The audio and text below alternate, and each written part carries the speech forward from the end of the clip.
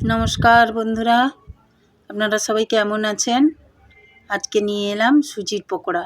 তো আমি সুজির পকোড়াটা কীভাবে বানিয়েছি আপনাদেরকে দেখাচ্ছি।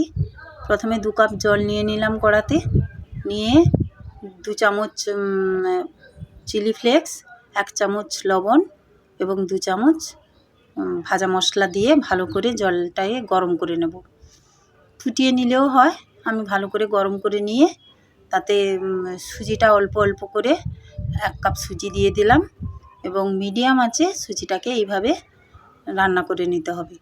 তো জলটা মারা মারা হয়ে গেলে এইভাবে সুজিটাকে রান্না করে নিয়ে কড়াতে নামিয়ে রেখে দেবো এবং কয়েকটা আলু সেদ্ধ করে রেখেছিলাম, সে আলু সেদ্ধগুলোকে এইভাবে গ্রেটারে গ্রেট করে নেব। হাত দিয়ে মাখালেও হয়, গ্রেটারে গ্রেট করলে খুব হয়ে যায়, একটু দানা দানা থাকে না, সেই কারণে। তারপরে সুজিটাকে কড়া থেকে নামিয়ে নেব গরম অবস্থাতেই। খুব ঠান্ডা হয়ে গেলে সুজিটা মাখানো যাবে না, তখন শক্ত হয়ে যাবে, সেই কারণে। তো ভাজা মশলা আবারও একটু অল্প করে দিয়ে দিলাম এবং তার সঙ্গে একটু চাট মশলা দিয়ে দিলাম। এভারেস্টের চাট মশলা দিয়েছি যাতে খেতে একটু ভালো লাগে, সেই কারণে। এবং ওপর দিয়ে একটু সাদা তেল দিয়ে দেবো যাতে সুজিটা মাখাতে সুবিধা হয়। তো তার সঙ্গে সুজিটা মাখানো হয়ে গেলে গ্রেট করা আলুটা ওর সঙ্গে দিয়ে দিলাম, দিয়ে ভালো করে মাখিয়ে নেব। মাখানো এইভাবে হয়ে গেলে ওপর দিয়ে সাদা তেল দিয়ে দেব, যাতে অল্প অল্প করেই তেল দিতে হবে, বেশি তেল দিতে লাগে না। তো সাদা তেল দিয়ে এইভাবে উপর থেকে মাখিয়ে নেব। তারপরে অল্প অল্প করে ডালু পাকিয়ে পাকিয়ে এইভাবে সুজিটাকে রুটির মতো করে একটু করে নিতে হবে। রুটির মতো বেলতে লাগবে না, হাত দিয়ে চাপলেই এইভাবে রুটির মতো হয়ে যাবে।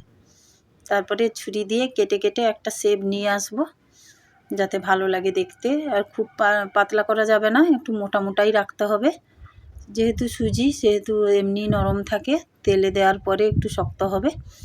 তো সেই কারণে এইভাবে কেটে নিলাম লম্বা করে কেটে নেওয়ার পর হাত দিয়ে একটু সাইডগুলো ঠিক করে দিতে হবে, নাহলে এই যে বেরিয়ে বেরিয়ে আছে দেখতে ভালো লাগে না, সেই কারণে।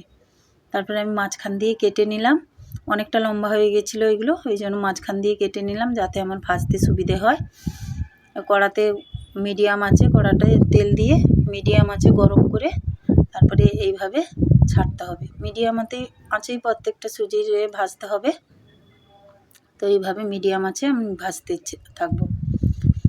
বেশি করে একসঙ্গে দেওয়া যায় না, কারণ সুজি যেহেতু উল্টোতে একটু কষ্ট হয়, সেই কারণে অল্প অল্প করে দিয়ে আমি ভেজে নেব।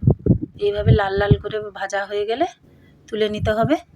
তো আমি প্রথমে অর্ধেকটা করে কেটে নিয়েছিলাম, তারপরে লম্বা লম্বা করেছিলাম, কারণ সেগুলো অনেকটা লম্বা হয়ে গেছিলো বলে অর্ধেকটা করে কেটেছিলাম। এগুলো মিডিয়াম রেখেছি, সেই কারণে আর করতে হয়নি। তো ভাঙতে বন্ধুরা দেখতে পেলে কীরকমভাবে ক্রিস্পি হয়েছে। এবারে প্রত্যেকটা ভাজা হয়ে গেলে আমি চাট মশলা উপর দিয়ে ছড়িয়ে দেবো, দিলে খেতে ভালো লাগে এবং একটু মুখরোচক হয়, সেই কারণে চাট মশলা দেওয়া আর বিট লবণ দেওয়া। বিট লবণটাও উপর দিয়ে ছড়িয়ে দেবো।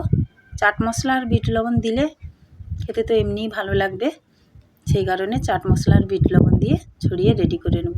তো টাটা বন্ধুরা, দেখা হবে পরে।